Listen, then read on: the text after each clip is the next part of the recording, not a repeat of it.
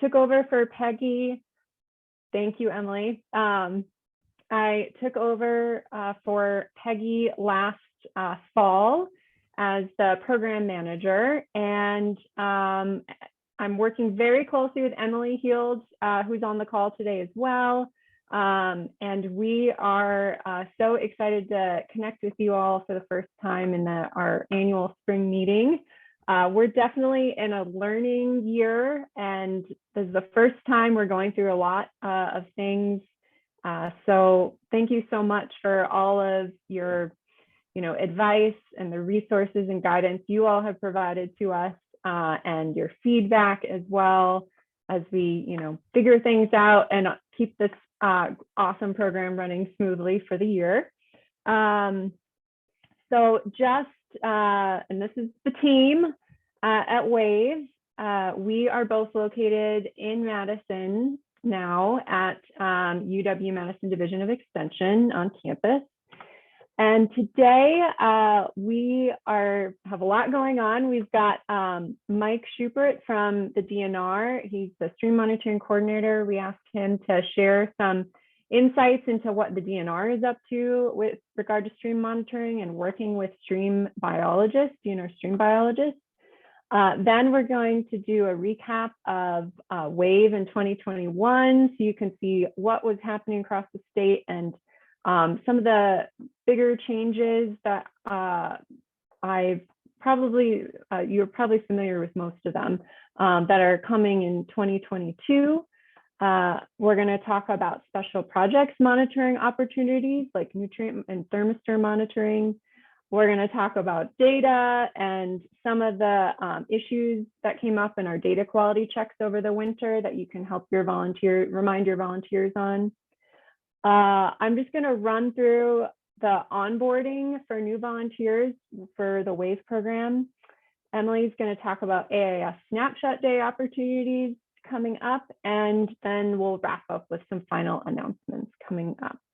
So we have a pretty mixed group of people who have been around a long time with WAVE, and also some new coordinators. So hopefully there's a little bit in here for everyone. So to get started, I wanted to do a little bit of interactivity. So you can all see who's here and where everyone's located. So there's going to be a few engagement opportunities today, and I wanted to give you a quick rundown on how to participate. So you're welcome to share comments, questions, type them in the chat box. And then we will pause and respond to your questions at different points throughout. You're welcome to use emojis. You can also interact with the annotate toolbar, and I'll prompt you a couple times. And the way to get to the annotate toolbar is you hover the mouse at the top of your screen and you wait a second, and then a bar should drop down with these options. And you'll see you can click on text if you want to write in text. You can click on stamp to stamp a star or a heart or something like that. And you can change the color of your stamp using that colored format box.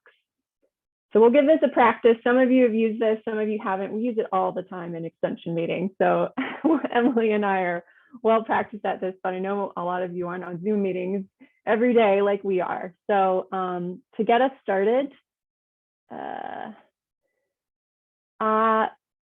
use the annotate feature in Zoom and try stamping a location of where you are located in Wisconsin. So again, hover your mouse at the top of your screen, wait for the bar to drop down, choose stamp in whatever color you want, and you can share where you're located. We should have people from all over the state. And once you've stamped, if you could drop in the chat we don't have time for everyone to introduce themselves. So if you can drop in the chat your name, who you're affiliated with, and something about your volunteers, either how long you've been volunteering or how long you've been a coordinator or how many volunteers you support, just to introduce yourselves to everyone else in the chat. And then people can read who else is here as we continue with the presentation. So we definitely have a lot of coordinators in the southern part of the state. We have some driftless area folks. Jane's up in Door County, which I'm super jealous about. So beautiful. Then we have, is that Catherine up in northern Wisconsin? Oh, I just added my own star up there. Cool. Awesome. Well, hopefully that was a good practice for, you know, engaging in Zoom meetings, and you can use it in your own Zoom meetings. All right. So, oh, and now I have to clear the screen.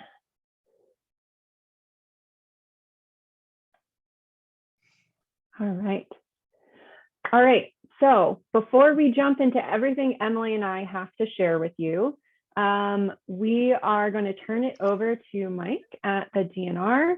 I'm going to give him the opportunity to share his screen, and we're going to hear all about what is up with DNR stream monitoring and what Mike does over at the DNR.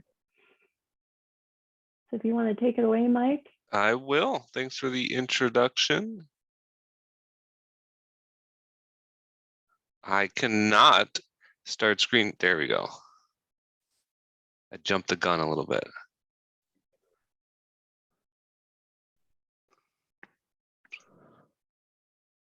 I'm not a great Zoom user as well, so I think this is working. Yeah, it looks great. See my slide and see my face? Yes. All right. Yes. Hi, everyone. I'm Mike Schubert with the Wisconsin DNR. I coordinate our streams and rivers monitoring program out of the Water Quality Bureau. So that's all the sort of stream monitoring besides like game fish. We have a separate kind of fisheries section that deals with that. But sort of everything else is sort of under this kind of water quality umbrella. And I'm going to talk a bit about what we are doing in terms of DNR about streams and rivers, and then how WAVE are or can work together kind of more in the future about monitoring and assessing water bodies. And then I do apologize. I'm going to run quickly after my presentation. I have my newly 8-year-old daughter's birthday party at a trampoline park to get to this afternoon. So it'll be loud but fun. All right, so we'll get started a little bit broadly. I'm thinking about like why we monitor streams. I'm probably preaching to the choir here.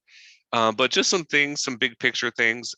States, Wisconsin, we are charged by the US EPA through the Clean Water Act to monitor and assess the condition of our water bodies. And assess is maybe like a special word in this framework, such as like the impaired waters list, if you're familiar with that. So monitoring simply to assess how water bodies are doing is something that we are specifically charged with. And for you all, I don't want you to think of this like as an abstract idea, as some sort of thing that happens very far away. Every time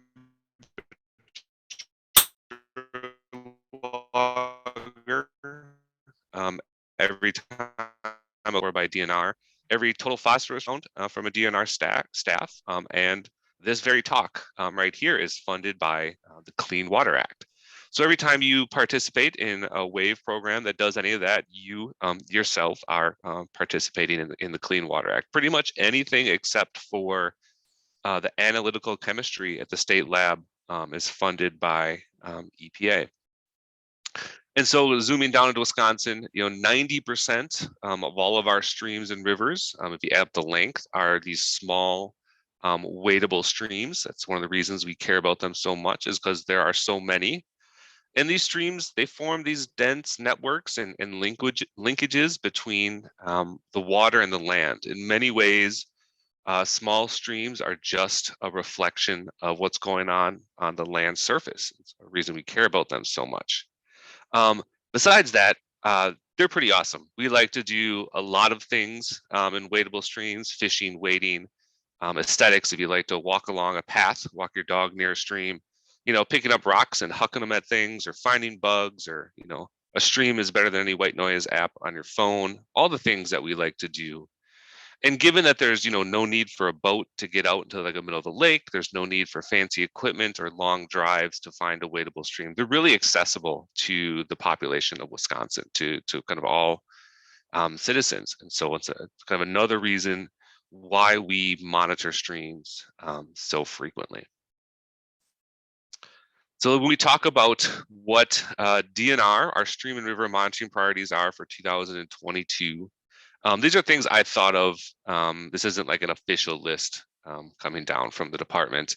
And I will say, I forgot to put aquatic invasive species on here. We actually have a separate staff member that deals with aquatic invasive species monitoring and streams, and lakes and rivers and sort of all water body types.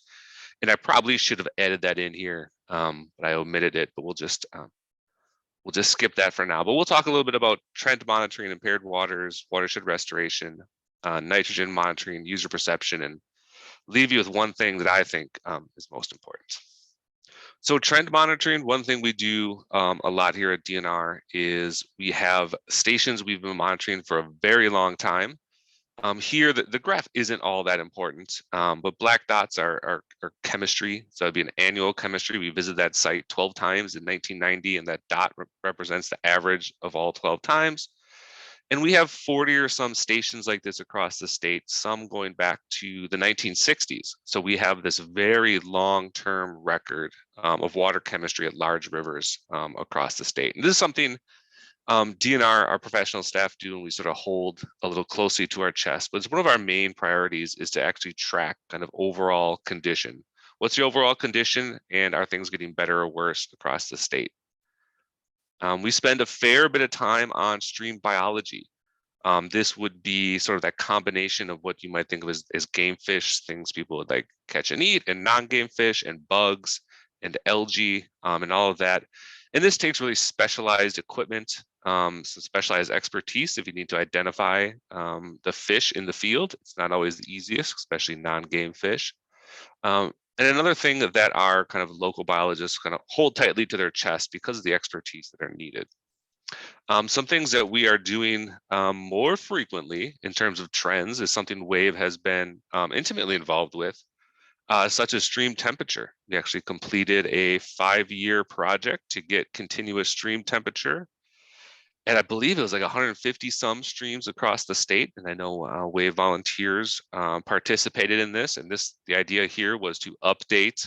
We have this model that predicts stream temperature across the state that's used to determine if we think there should be cold water species present, or if permits should be protective of cold water species. We're continuing this basically committed to this for like the next 30 years at 100 some sites to measure the effects of climate change on our stream temperature and how that changes the biology that we find in those.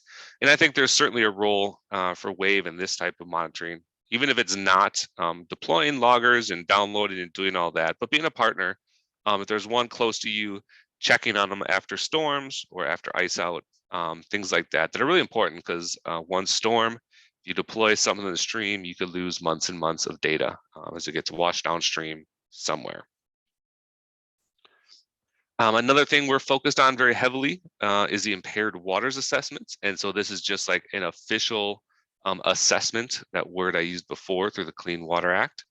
And mainly we do this through what we call targeted watershed assessments, where we go into a small watershed and we have maybe 10 to 20 across the state. We're doing it at any time. And we monitor a number of sites within that watershed and sort of assess the quality of that kind of very small group there. Instead of just kind of doing a dot here and there across the state, we kind of focus a little more intensively on small areas. We've certainly paired with WAVE on these projects, actually fairly often, with the nutrient volunteers. If any of the folks on the call have done the nutrient sampling, we DNR put a call through kind of Katie and Emily about, hey, we need data at these very specific sites.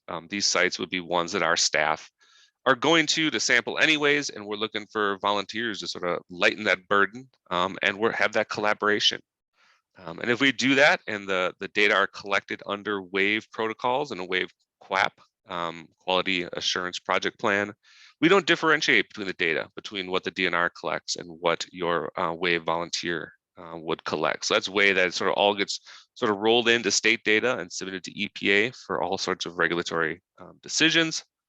And this is really, I think, a chance for collaboration and communication between volunteers and the professional biologists, because we know we're going to be in these areas frequently, at least that summer. And I think there's a better chance that we can start pairing volunteers with their local biologists. Scheduling can be tough sometimes, but if you're out there committing time to nutrient or habitat monitoring, I think we can maybe get a day where you show up at a specified time and a biologist might show you some of the cool fish that they found in the stream, or have a little talk to you about the watershed.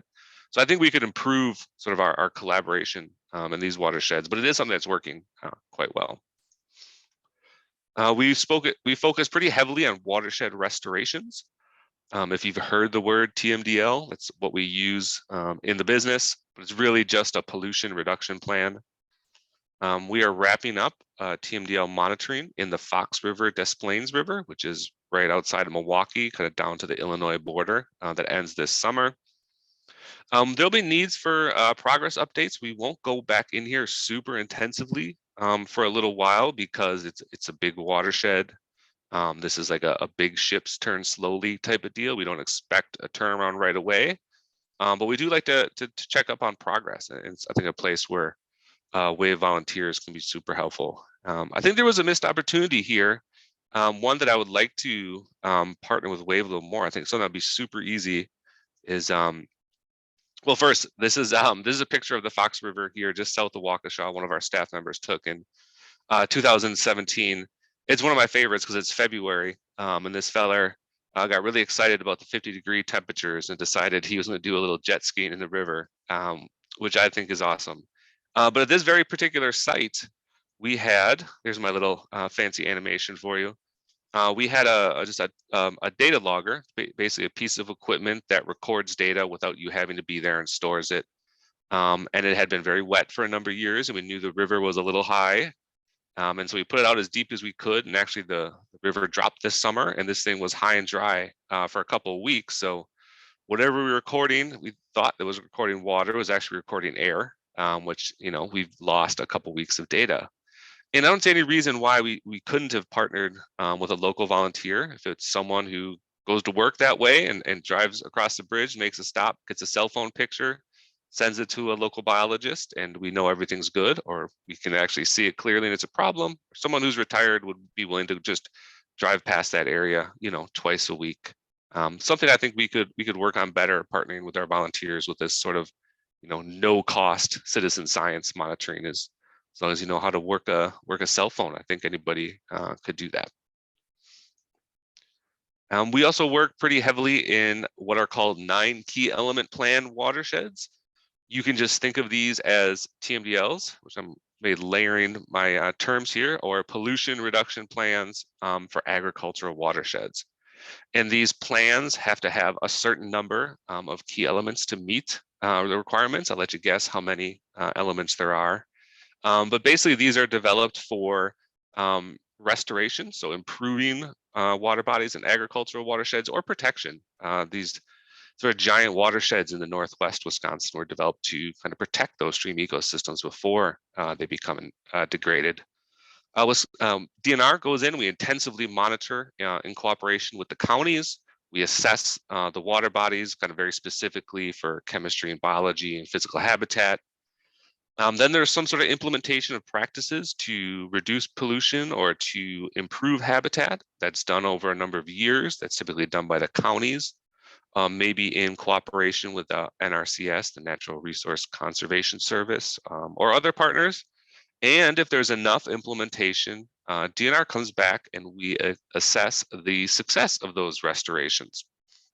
However, again, lots of those things take time to really show up in the water. If you do some work on the land in the watershed, it may take a number of years for things that like stabilize and show up in the water. There may be some question is there enough implementation to really show success? And I think this is a place where water action volunteers could be and actually are very helpful, where they're just monitoring progress towards goals. We can't be at all these watersheds at all these time.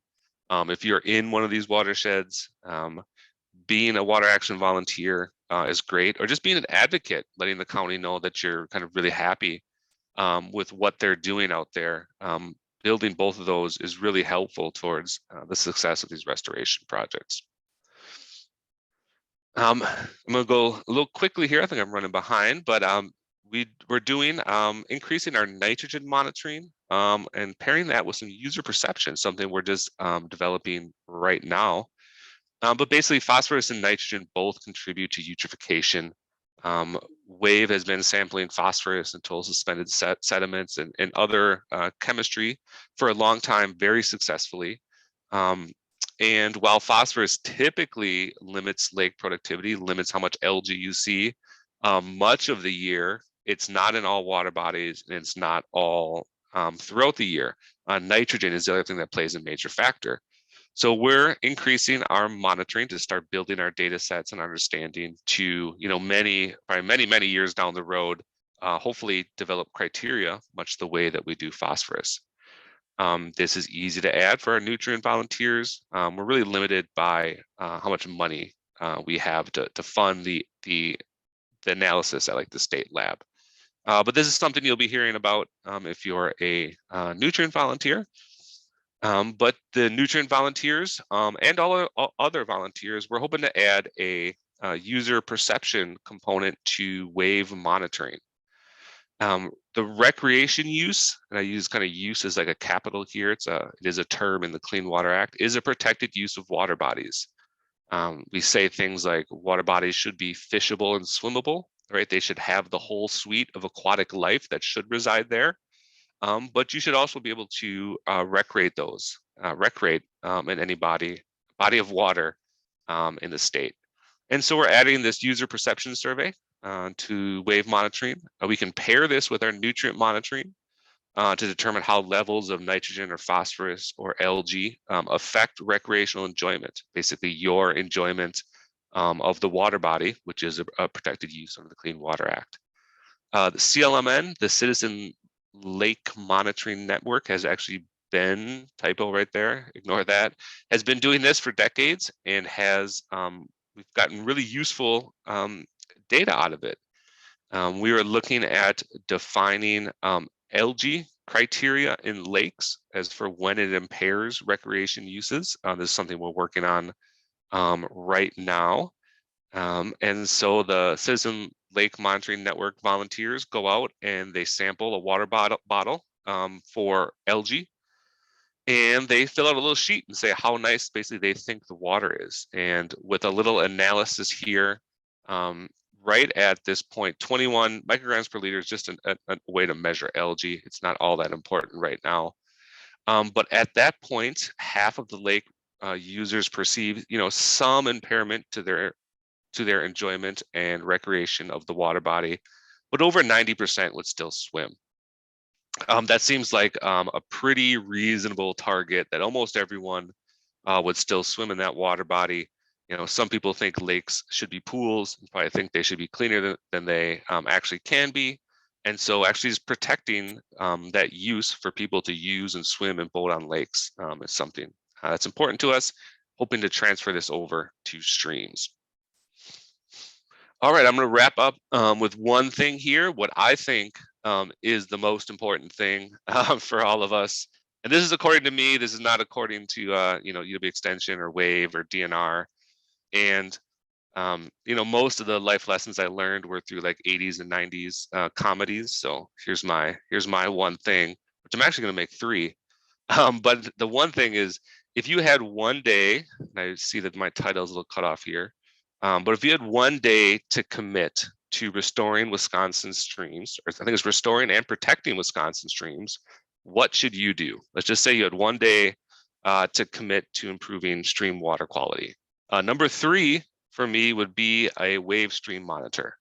At any level, any time commitment, I think it's all great stuff, whether you want to go with a group and just poke around in the stream, whether you want to advance through the levels and get yourself a fancy probe to measure water quality or become a nutrient monitor, that's absolutely fantastic. We use those data. We love them. If you want to become a local coordinator, as who I'm speaking to today.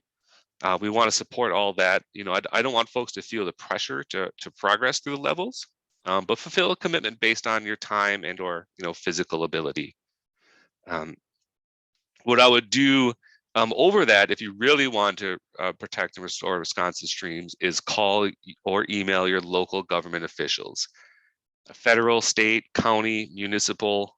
Call your parks department, tell them there's some erosion at the park, or tell them you love you know, what they did, and that our elected leaders put a lot of stock into what the general public cares about. A number of phone calls, a number of emails from someone who lives in their town, in their district, is often more convincing than, you know, me, DNR scientist, you know, showing graphs and data. And so this a large network of engaged advocates really can make a difference. And there's great websites out there. You can find your elected officials based on your street address, from your, you know, the president down to the school board. You know, emailing the president's probably not going to do a whole lot. I don't know what your school board would do about stream water quality, but in the middle there somewhere is a number of folks that you can email and just tell them you care about water quality. And that really does add up and make a difference. But if you really had one day to commit to water quality, I would suggest that you enjoy some time in or near a stream or river. You know, streams are not water chemistry. Streams are not assessments. They're not impaired waters. They're not SOPs. They're not data. They're not public comment periods. They're not legislation. You know, we all know that they're much more than that. And so if you had time, I would say go out and recreate. And that will lead to a larger group of folks who are advocates. That'll lead to more of those advocates becoming water action volunteers, and we would all be very happy and better off that way. So go have some fun. And with that, I'm going to wrap up, and this is my email address. I can take questions now. You can email me anytime. It's probably better to reach out to Katie and Emily with specific WAV related questions, but you can ask me as well. Awesome. Thanks, Mike. Mm-hmm. Yeah, I just want to say thanks. So awesome. I'm ready to recreate. Does anyone have any questions, thoughts? Feel free to unmute. Actually, this is Jean. I have a question. Oh, this is going to be a good question. Oh, I don't know about that. So if we want to apply to the WAV nutrient monitoring for phosphorus, and we want to include the nitrogen, it looked like that might be available to us now. And would we do that at the same time then? Yeah, I think we do that at the same time. This is kind of like a pretty new initiative for us to really increase this. So we may have kind of missed the ball with the phosphorus monitoring this year, but I would reach out to Emily and Jean. We certainly know your part of the state has some, you know, high nitrogen concentration, nitrogen issues. So we could prioritize that over others, just because of the area of the state you're in. But yeah, let us know you're interested. Great, thanks. And I can expand on that a little bit more. This is Emily. Our application process for 2022 is actually wrapped up already. But if you're interested in it for 2023, then we send out an email in early spring, late winter to all of the coordinators, letting them know that application process is open.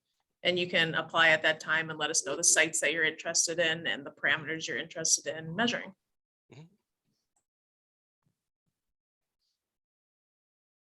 Any other questions, thoughts?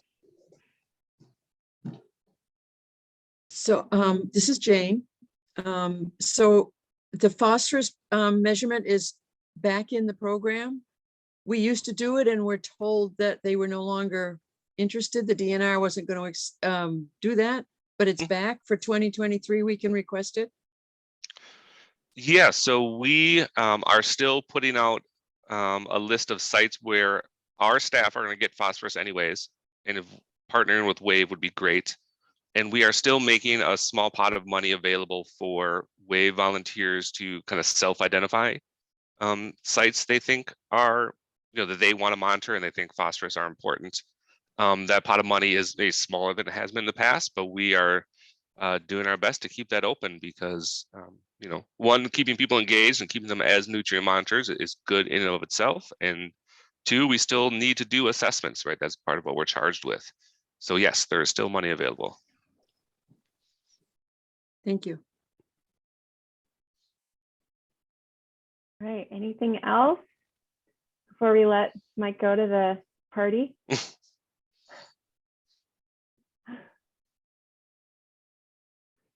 Okay, well, feel free to email Mike afterward, or you can reach out to us with any follow-up on anything he talked about. I love your ideas for other ways that WAVE volunteers could get involved to support what DNR is doing. So thanks for sharing those ideas and for coming to talk to us. All right, thank you. Have a fun conference here, and everybody Thanks. get outside once it's raining here, but it's going to be very nice shortly. Soon, See ya. hopefully. All right. So just gotta wait. There we go. All right. So I just need to share my screen and then we'll keep going.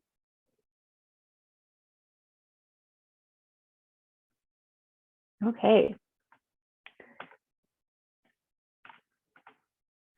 So for the next few minutes, I just wanted to give a summary of what happened in WAVE in 2021 and some of the bigger changes which you might have noticed for 2022. And so especially for our new folks, new coordinators joining the program, wanted to briefly recap the different roles, which you heard a bit from Mike. So volunteers join the program first as baseline monitoring volunteers, and they measure temperature, transparency, dissolved oxygen, stream flow. They do biotic index twice a year in spring and fall. And then some volunteers also get trained to do a habitat assessment, which is not as many volunteers do that. We only had about 20 habitat assessments done by volunteers in 2021.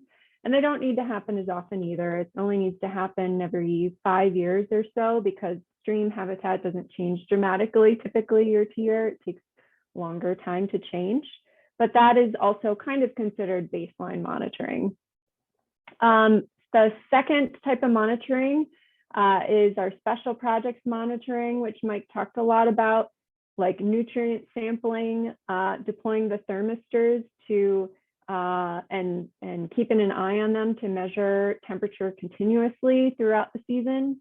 We have aquatic invasive species monitoring, which Emily's going to talk about, which we're developing a little bit more in the years ahead. And then other unique projects might come up, like in the past, we've collaborated on road salt chloride monitoring. And then lastly, of course, there's all of you, our WAVE coordinators, who really make all of this happen all over the state. And more, of course. So in 2021, we, according to my records, there was a changeover. So according to my records, you all in collaboration helped train 81 new WAVE volunteers. We had 383 active volunteers according to SWIMS, the database where volunteers submit their data in 2021.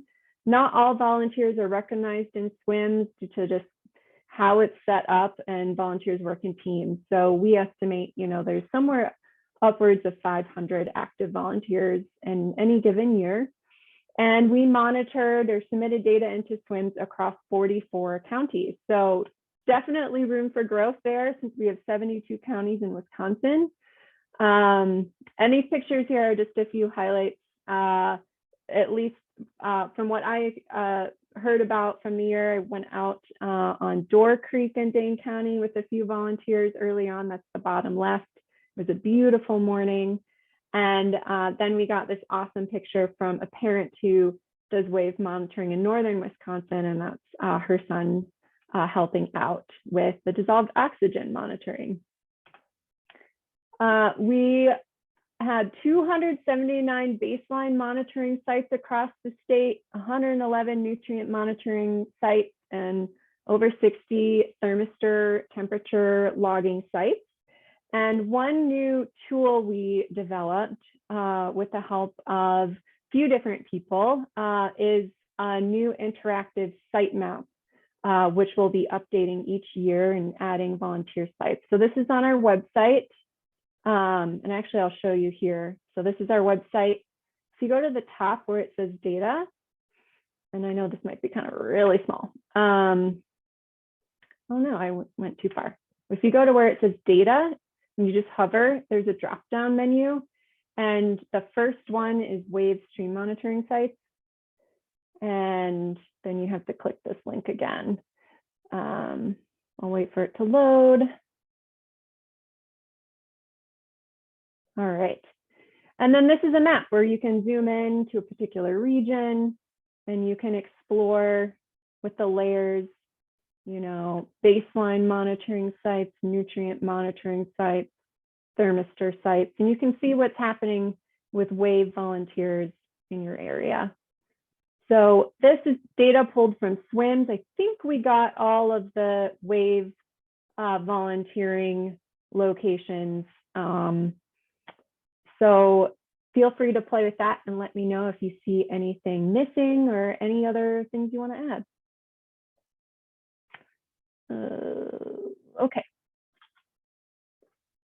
So we also have a summary of our WAVE coordinators. We have about 40 active WAVE coordinators, 5 so far new this year, and I actually have 3 more that I'm hoping to get set up in the summer. So that's really exciting that there's so many people across the state interested in building a volunteer stream monitoring program. And here's a map of where all of you are located, and the orange icons are some of our newer volunteers. We're definitely, our coordinators, we're definitely hoping to get more coordinators to fill in the gaps in the northern part of the state.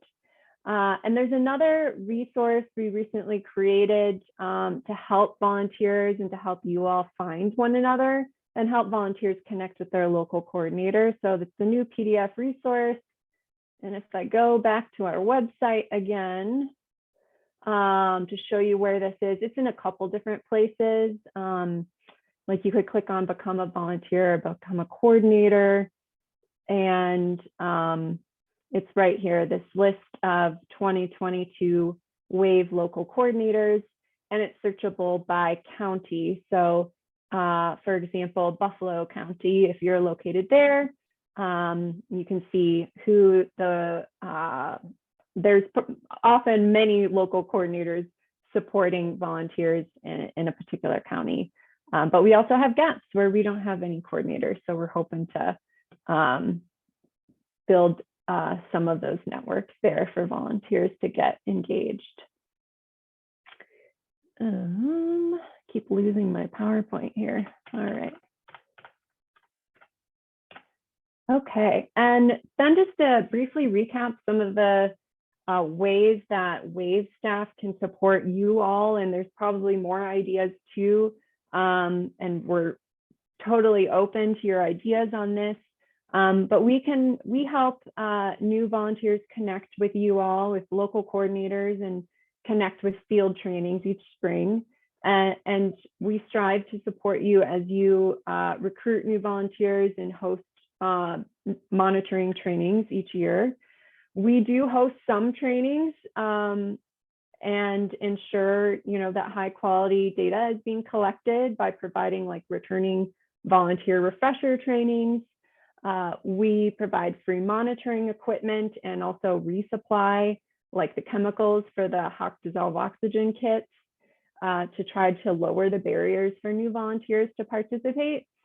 Stream monitoring and lake water quality monitoring are pretty equipment heavy citizen science volunteer programs. So providing that free equipment helps lower that barrier.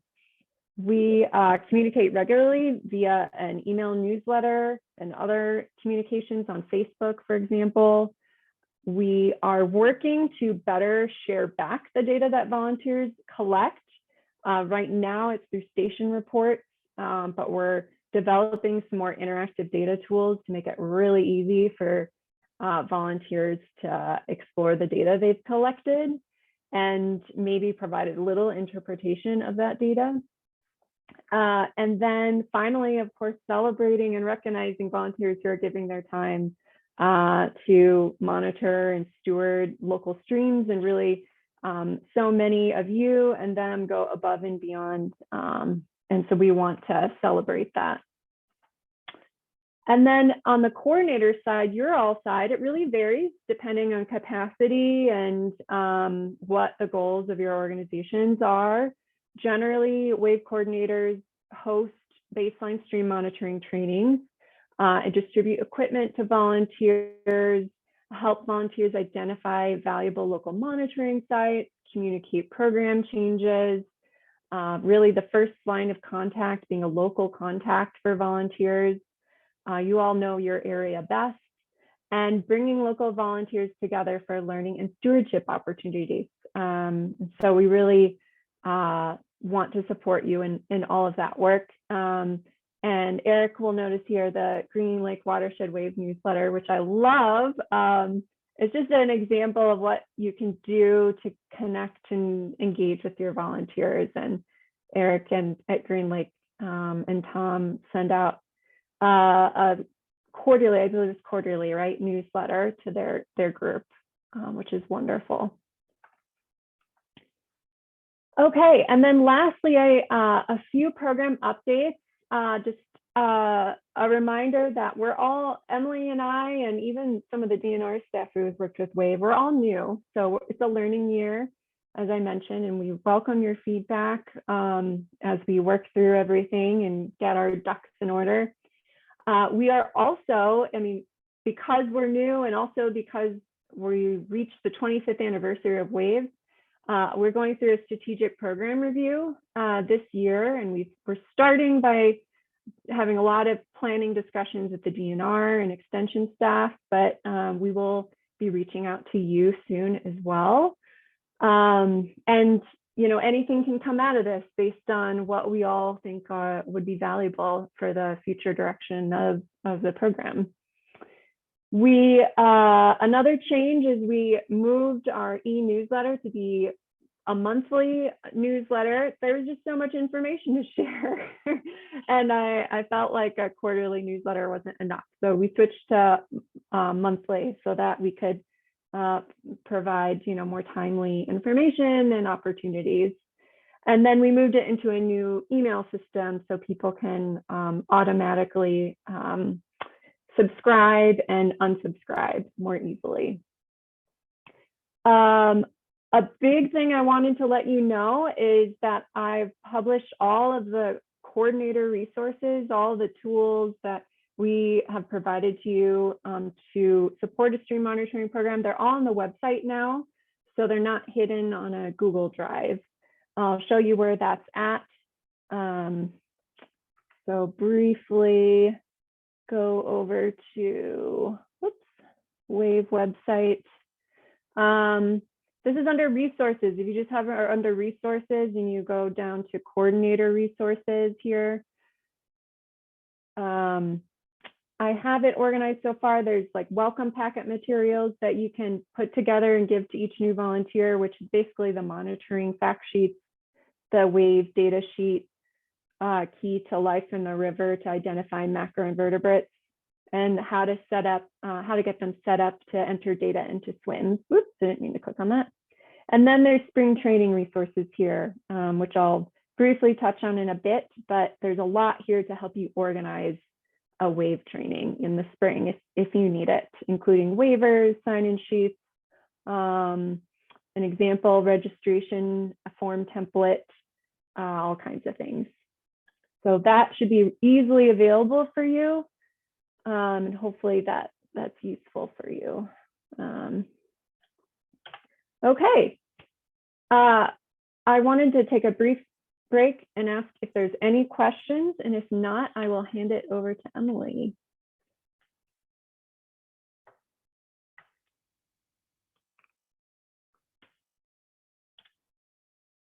Okay. All right, Emily, if you want to take it away, I can do the slides for you. Thanks, Katie. So I'm going to talk a little bit about the special projects monitoring that we have going on here, starting first with aquatic invasive species monitoring. This is actually what we ask volunteers to do as a part of their baseline monitoring. We ask that volunteers keep an eye out just for 4 species while they're out doing their routine monitoring. There is not a specific protocol for this. We're just asking that folks keep an eye out, namely while they're doing those macroinvertebrate surveys, because that's when you're most likely to be kicking things into a net. And the 4 species that we ask people to look for are New Zealand mud snails, faucet snails, rusty crayfish, and Asian clams. And those are listed on the WAVE data sheet to remind you if you can't remember which 4 you should be looking for. And those were 4 species that were chosen by the DNR as especially concerning species in streams and species that you would be most likely to find while you're doing those macroinvertebrate surveys. So if you have volunteers who know other species identification, or if you want to train them on additional species, by all means, go ahead and look for others. But for now, we only require that 4 species to make it nice and manageable for volunteers.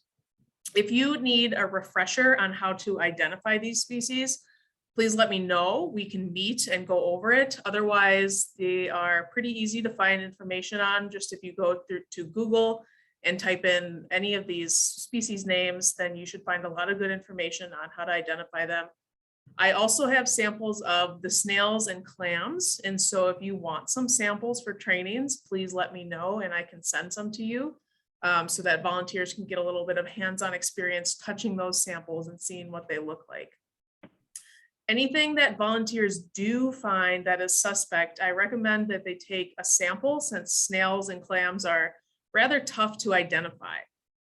Then you can report to your local DNR AIS coordinator, which is easily found. I listed the website here, but also if you just type into Google DNR AIS contacts, then that website will come up. If you're having a hard time with that and you just don't know who to contact, then just let me know and I can connect you with your local AIS coordinator. Next slide, please, Katie. And then Mike touched on this a little bit, and I just wanted to provide an overview of a couple other things we have going on. We use what are called thermistors to take stream temperature every hour. And when we are monitoring stream temperature, those volunteers get mailed thermistors and they're deployed May through October. And that information is used by DNR to help mostly with stream classification. So if streams are cold, cool, or warm, and that determines who can live there. So the temperature is also documenting baseline temperatures. And then with baseline information, you can get the effects of thermal discharge, if that's present, changes in water temperature with land use, climate change, things like that. These sites have already been chosen. We wanted long-term monitoring. Katie, if you want to bring that, yeah, there you go, yeah. We chose one of the sites that we had long-term commitment for these monitoring efforts because they are part of a climate change study. And so if you had them last year, you'll get them again this year.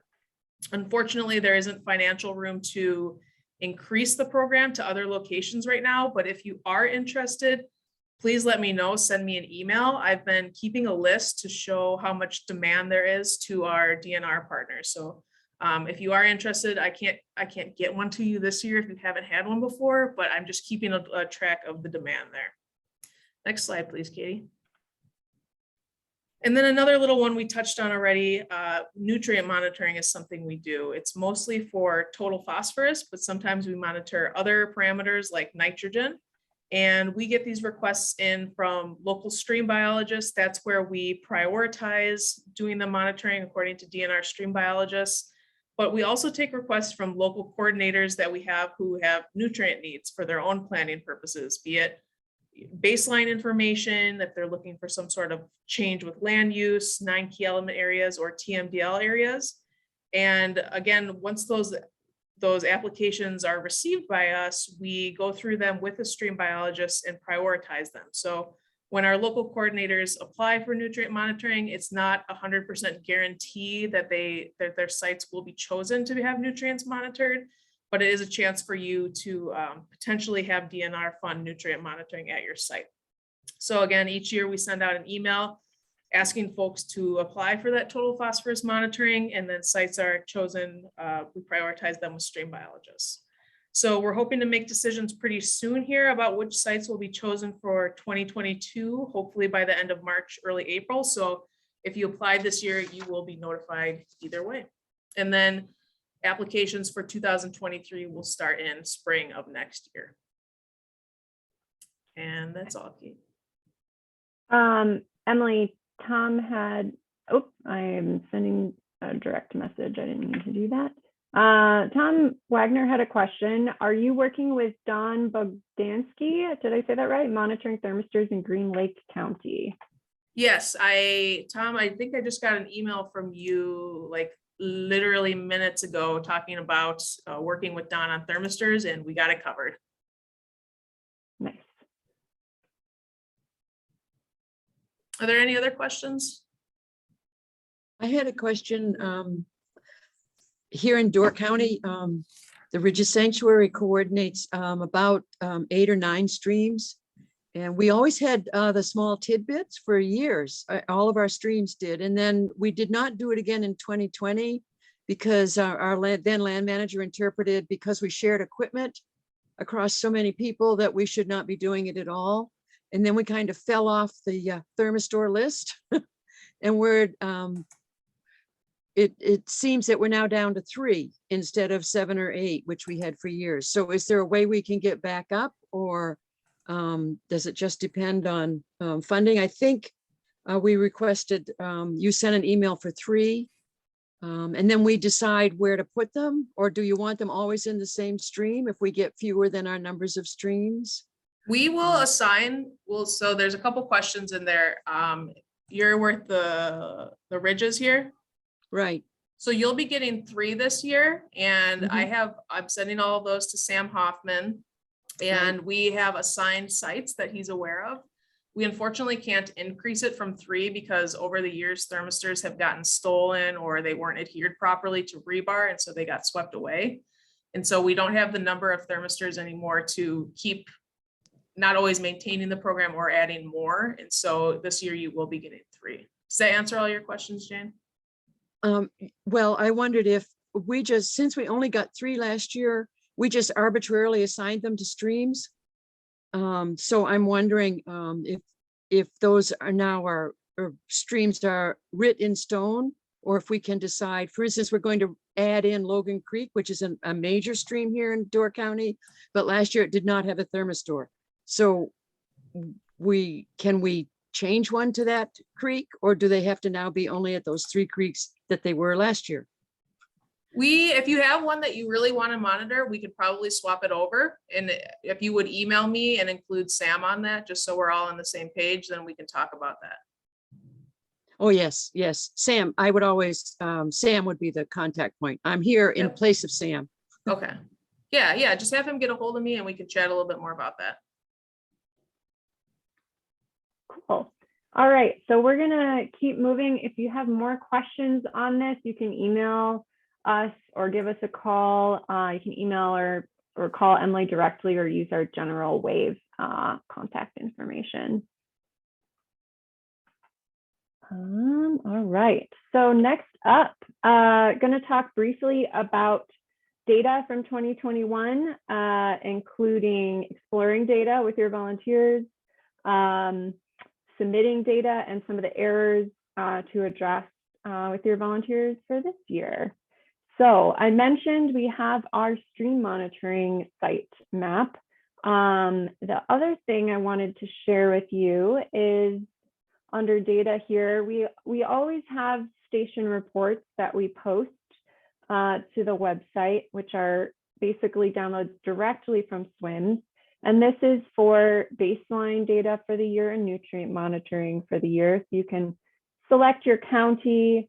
I'll just select a random one, and then you'll be able to see the reports for each year. I haven't been able to get this, the system's pretty finicky. I haven't been able to get 2021 reports up yet, but when I do, you will see them here. So you can find your station and you can click on the year that you monitored. The other thing we just added is continuous temperature data dashboard. So this is for those who used thermistors. We worked with Ben Bradford to create this what's called an R Shiny dashboard. So you can select your station. This is again only 2021 thermistors. Here's Koshkonong Creek, for example. It shows on the map where that's located, and then you can see the data from the year. We also have in here, you can choose kind of the background shading based on brook trout ideal temperature range, warm, cool, cold classification. You can kind of get a sense of the stream, how it would be classified. So we're hoping to have this kind of easy access for all types of data WAVE volunteers collect, but it does take a little time to figure out, and we'll definitely be reaching out to get feedback on these tools from you all and from your volunteers. The other thing I want to let you know is that SWIMS 2.0 is coming in 2023, so it's not something you have to worry about yet. But basically the DNR is doing a refresh of their user interface of the SWIMS database. Everything will work pretty much the same. I've been playing around with it. It'll basically just look more modern, but we will definitely be providing a training to get everyone comfortable with it. And as soon as I have more to share, I will share it with you. I just wanted to start to give you a heads up that this is coming. But yeah, we won't have to use the new swim system until 2023. It's pretty exciting. I love when they make things look pretty. So, and I'm sure there's stuff behind the scenes that will work better. That's also the chance. This is also the time. I've heard from a few of you some issues with our DNR, our WAVE SWIMS form when you're submitting data. And so we haven't made any changes at all for this year, but we have our list of changes we want to make, which will happen along with SWIMS 2.0 for next year. So that might be, for example, in the stream flow when you're submitting data, how you have to enter in 0 for the first one. You know, we want it to automatically be there so volunteers don't have to enter 0. That's just one example. So more to come on that. Probably start working on that this summer. Hey, Katie? Yeah. This is Kathy Higley from Vilas County. On that same note, we were able to get a nice stream flow monitor. And I think entering that data into SWIMS 2 for me, like I guess I wasn't used to entering that data from, you know, because it's velocity, right, that you get from the stream flow, and then converting that to a volume, right, because you're getting the area. So I guess that wasn't completely clear on the SWIMS form to me either. I don't know how you enter data if you're not using the float method. Yep. I mean, if that was a little more clear on the SWIMS entry side, if they want the velocity or like the volume that's passing through, you know, where because there's really not a place to enter the cross-sectional area, I don't think, and I might be wrong, but I didn't remember seeing that. Right. The form is designed, yeah, the form is designed for like the float method. So if you're using a different method, I can see how we might need to have a different option for you. Okay, thanks. Yeah, so I'll follow up with you. I'll look into that. Just make a note. Okay. Yeah, that's a great point. The other thing I wanted to remind all of you about, and you can remind your volunteers, is when to contact like me or Emily for swim support and when to contact the DNR SWIMS team. And so you can contact via this email, dnrswims@wisconsin.gov. Contact the DNR SWIMS team for things like creating a new monitoring station. If your volunteer wants to monitor at a site and it has a station hasn't been created in SWIMS yet, you would email DNR SWIMS and ask that station to be created. You also email them to assign a volunteer who already got set up in WAMs. There's information about how to do this on the website. So they already are in the system, but they haven't been connected to a station to do WAVE monitoring. And so you would email DNR SWIMS and they would connect the person's name to the station that they're monitoring in SWIMS. And then if you encounter any swims errors, issues like that, it's best you just email them, because I'll probably just forward your email to them. And you can work with Emily and I on kind of user experience improvement.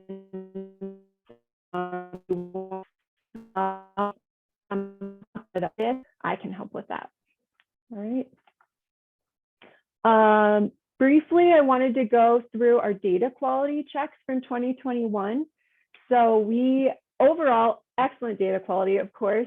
Citizen science volunteers, our WAVE volunteers are dedicated and they know what they're doing. So these are just some anomalies to be aware of. We received 81% of our stations, our monitoring stations, we got data sheets for. So we kind of look at the data in swims and look at the data sheets and make sure things are checking out. We check 10% of our fieldwork events. So, you know, each time a volunteer goes out, they submit a fieldwork event. So we check 10% of those and see how volunteers are doing. And this just confirms the credibility of the data that volunteers submit. So I'd ask a few reminders for your volunteers that they print and use the latest data sheets, the 2022 data sheets. The only thing I've changed for 2022 is the contact information at the bottom, but we definitely have volunteers using really old, like 10-year-old data sheets, and we really want everyone to use the latest and greatest data sheet to make sure they're collecting the data accurately. And we also ask that volunteers fill out the data sheets completely. So make sure they're writing the station ID at the top, the station name, all that information, and any parameters they're collecting data for. Fill it out completely and basically keep really good records so that we can, you know, check at the end of the season when we take in all the data sheets. And it just helps us with our data quality check. And then some volunteers are collecting biotic index every month, which is fine. They can definitely do that. We only ask for once in spring and once in fall. So if they're interested in collecting that parameter, that's really the only times they need to be doing biotic index.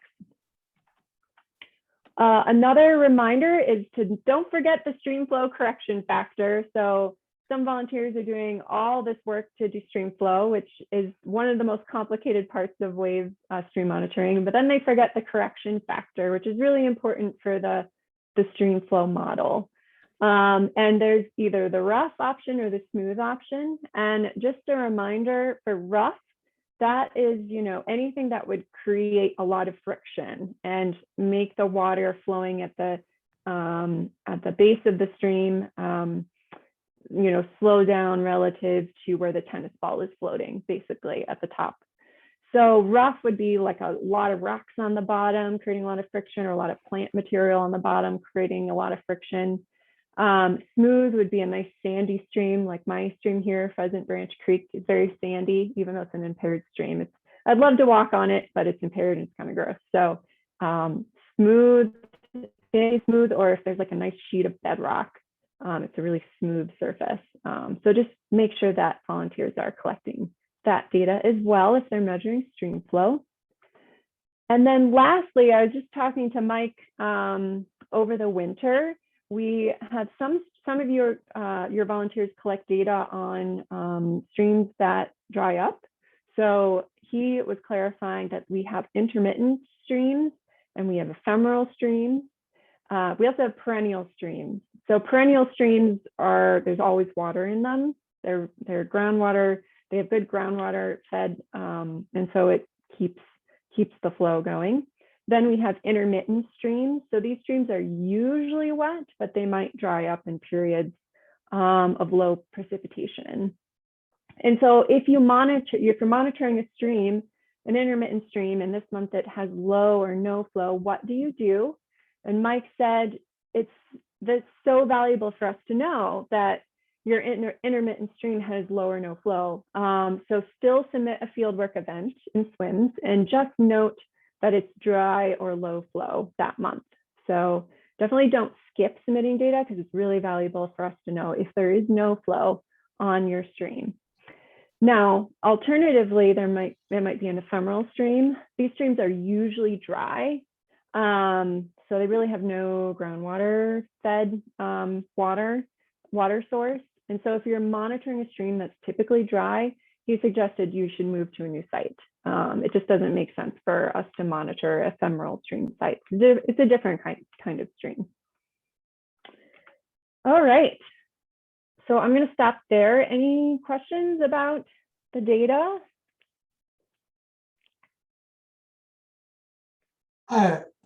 This is Eric. I have Hey. a question. Who is responsible for printing the forms? You say you want us to use all new forms, which is going to be, well, we've 15 sites, so that's 6 times 15. Right. And we have no budget. Yeah. Do you supply them, or do we have to download them and then arrange for printing them ourselves? The data collection sheets. Yeah, data collection sheets. We can totally supply them, or you can print them yourself. So yeah, I think in the supply request I put welcome packets as an option. But anyway, you can email me and say, hey, I need 100 data sheets for the year. I'm happy to send those along with your supplies. Right, and that's in fact how many I did request in the Perfect. survey, but I didn't know whether that was the place to do it, especially based on what you just said. It does help us to, keep things tidy and not in a bunch of emails. So yeah, putting it in that form is perfect. Yeah. Okay, thanks. Mm-hmm. Is it too late to order welcome packets for new volunteers? No. Go ahead and I can resend out the link if you'd like. I'll make a note to do that as a reminder. And if you don't need any other supplies, then you can just skip all the other questions and just request the welcome packet. So thank you. Yeah. Any other questions or comments?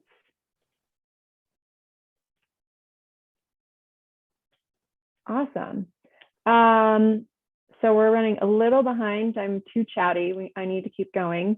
So I wanted to just spend a little time reviewing onboarding of new volunteers.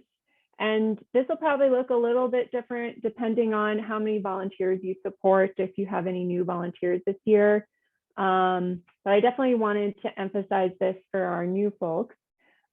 So first of all, a few tips to help get myself organized. And so you have kind of all of what I'm going to say in one place. I created a nice little checklist. This is in coordinator resources, which I showed you earlier.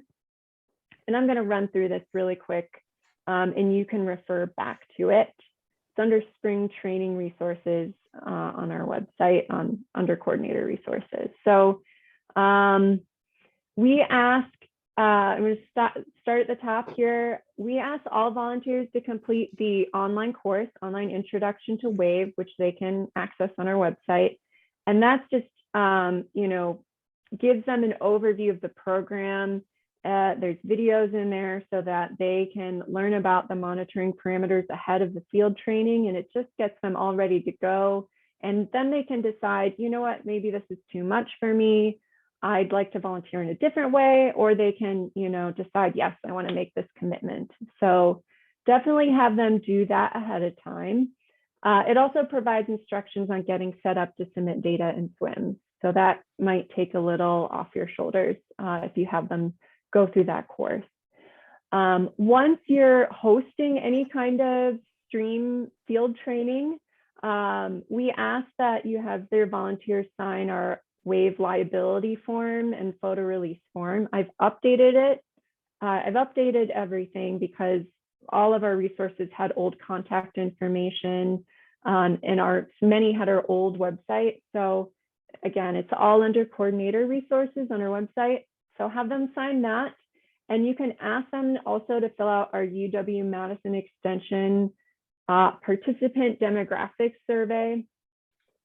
This is totally optional for the volunteer, but it's really valuable for us to know, what audiences are we reaching and maybe where are gaps in stream monitoring across the state. And it's really useful. So if you're able to do that, that would be wonderful. And then you can, I'll get to this in a second.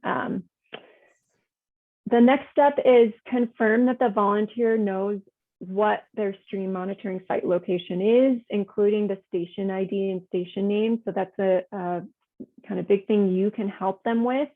If the station doesn't already exist, that's when you email that DNR Swims email address and get it set up. And the volunteer can do it, or you can do it, kind of however you want to manage that. The next step is confirming the volunteer has a stream monitoring partner, because with a lot of our methods, it's far easier to do it with a partner, and it's safer too. So making sure that they have someone in mind, or that you're connecting them with someone to monitor with. We ask that you collect their contact information as well as their monitoring partner's contact information. And then after they attend the field training, whether you're doing it one-on-one or you're doing a public training with a larger group, if you can send us the information I've listed here, which is that liability waiver and photo release form, their contact info. If they filled out the demographic survey, you can send us that.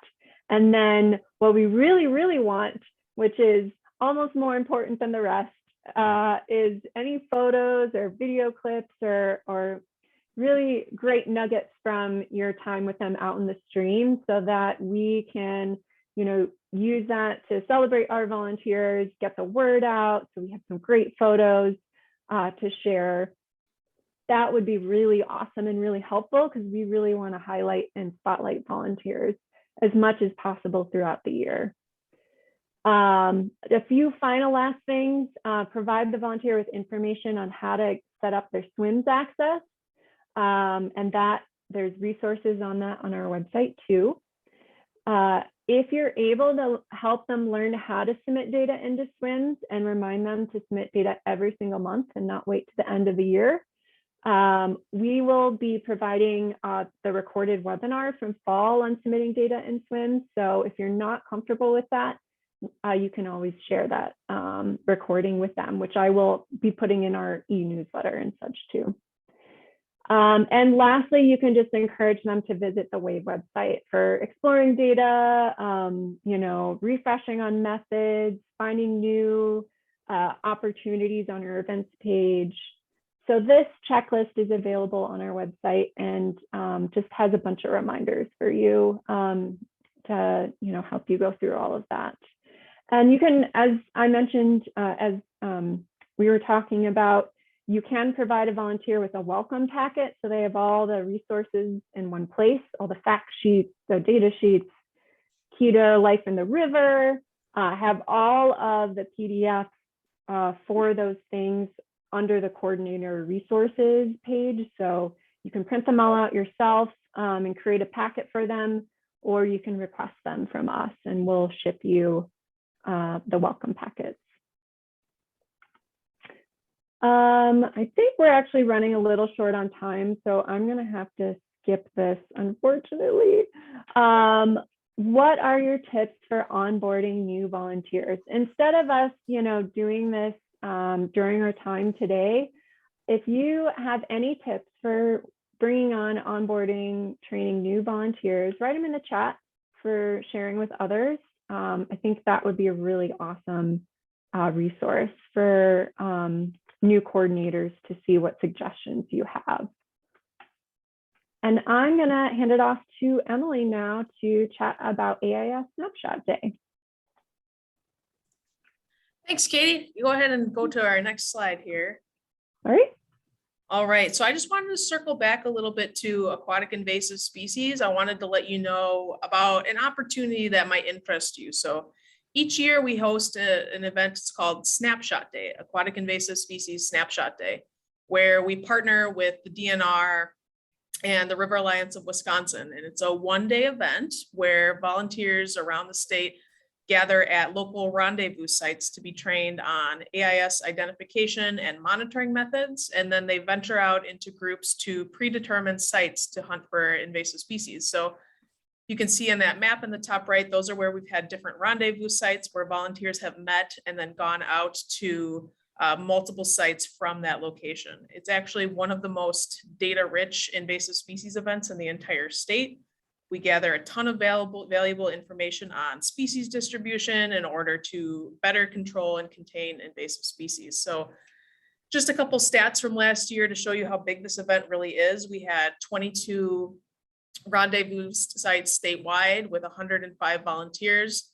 And those volunteers monitored 128 monitoring sites, which was 95 water bodies. And we discovered 24 new populations of invasive species through this event. Next slide, please, Katie. And I wanted to let you know about this event in case you are interested in becoming a site leader yourself, or maybe interested just in volunteering at one of those rendezvous sites.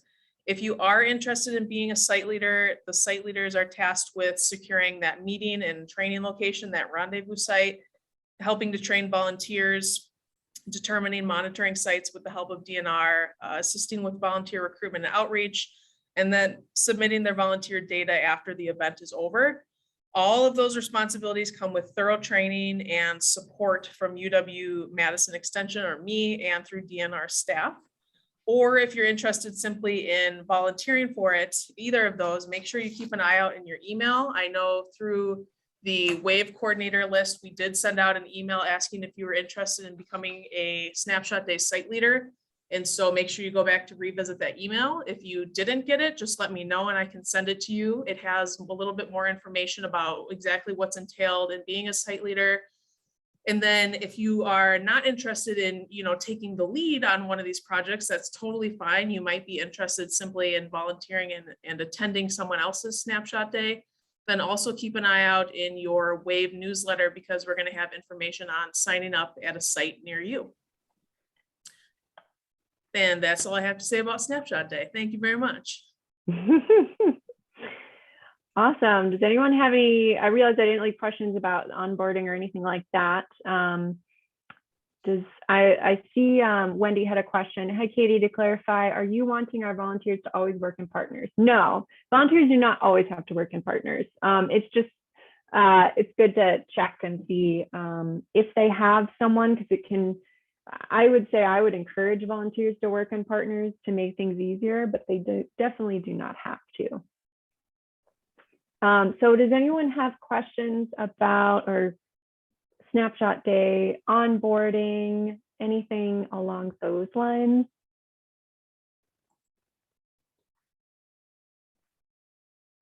Hi, this is Jane again. I have one question about first-year volunteers. Are they? And we have some mixtures. We have 4 or 5 new people coming on this year who will probably work with experienced partners before they, but will it count if they're experienced partners using the DO meter? Will they have to switch back to the, I just forgot the name of the kit. The hot kit to make their first year experience. Yeah, to make their first year experience complete, or can they work the DO meter? Is it required essentially that the first year monitors use the hot kit? It's not required. Different organizations have different tools available to collect the data. So if you have meters, that's great. They can use meters, and they're volunteering. So we definitely want to, recognize that they volunteered this year. Okay. Yeah. We have been training first year volunteers exclusively in the hot kit. We have both. We have 4 complete kits and 1 DO meter for our 8 teams. So, but they don't. We had always understood from the prior years that first year monitors had to use the kit, but that's no longer true. I don't think so. No, I mean, it's more that not everyone has access to meters because they're expensive. And so for our baseline trainings, we generally, we don't include using meters in our baseline trainings like that WAVE staff provide. But I think if you have meters and that's what they're going to be using, then they should be trained on that and the other wave parameters that they're monitoring. So yeah, I mean, it's really whatever fits your organization, as long as for each of the parameters, we're following really good protocols, monitoring protocols. So Okay, thank you. Yeah. That clarifies it quite a bit. yeah. Thank you. And I would just encourage whoever's submitting data in the SWIMS to make sure that they're listing all the people who monitored as part of the collector group, so that the volunteers get recognized for their volunteering. Addie asked, should we be entering in-person trainings into SWIMS somewhere? Yeah, I know what you're asking about, Addie. We were at another training where they were talking about for LMPN grants, lake management, I think it's Lake Management Protection Network, maybe, grants. There's a requirement as part of the LMPN grants to track training, but WAVE is not a part of that grant. And so we don't have that requirement to enter the trainings into SWIMS. So the answer is no, you don't have to enter into SWIMS unless it's part of an LMPN grant effort. Awesome. Other questions, comments?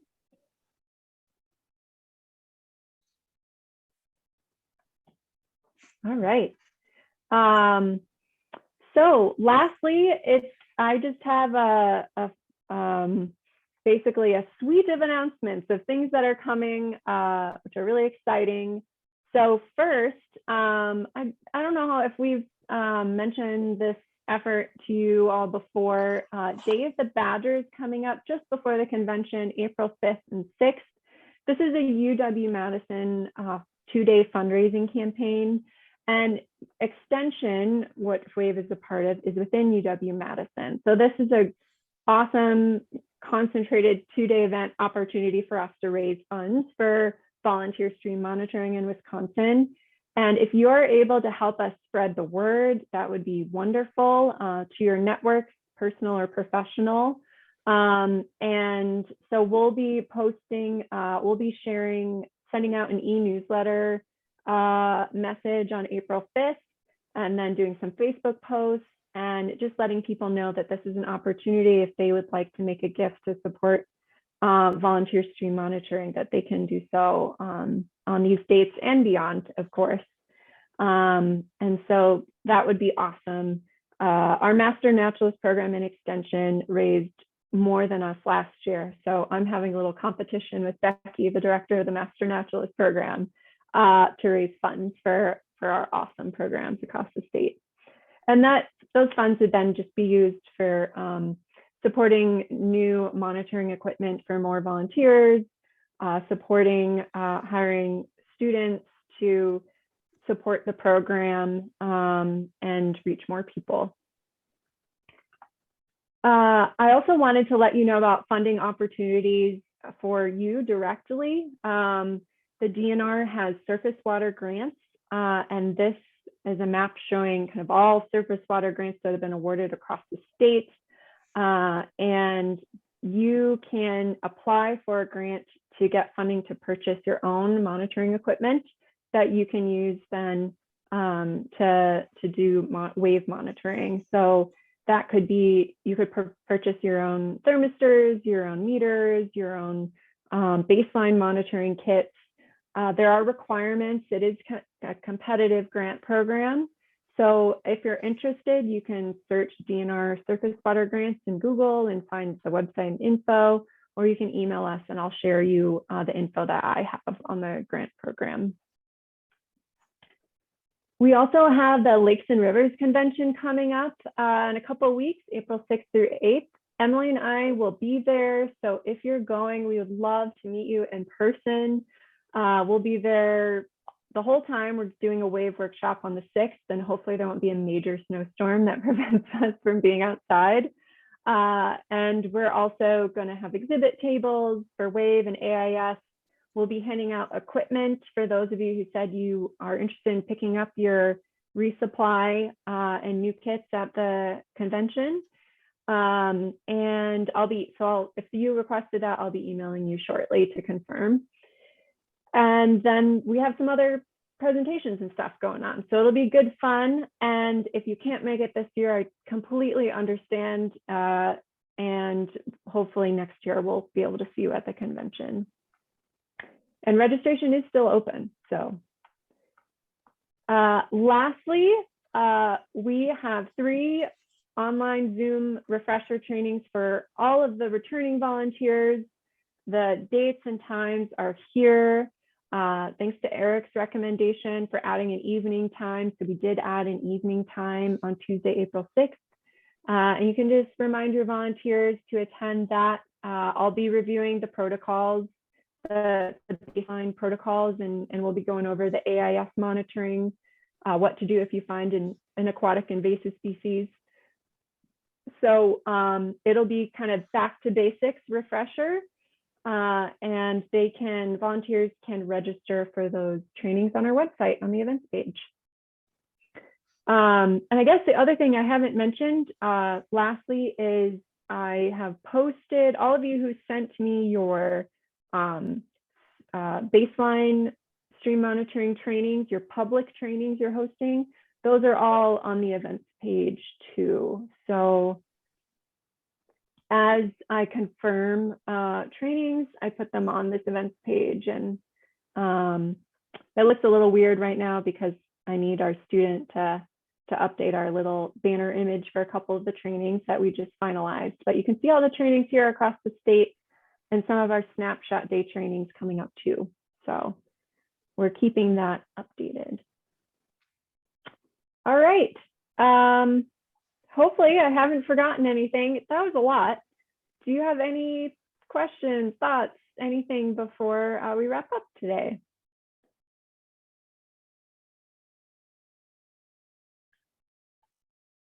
And I will just throw that up there too. All right. I'm going to send a follow-up email for your, which will include 2 really, really short surveys. One is a demographic survey, which we have to send out for all of our extension events.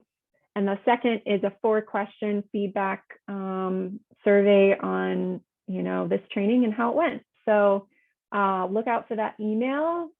And I really am excited to work with you all this year and learn from you. So thanks for partnering with us. And I hope you have a wonderful season out on the water.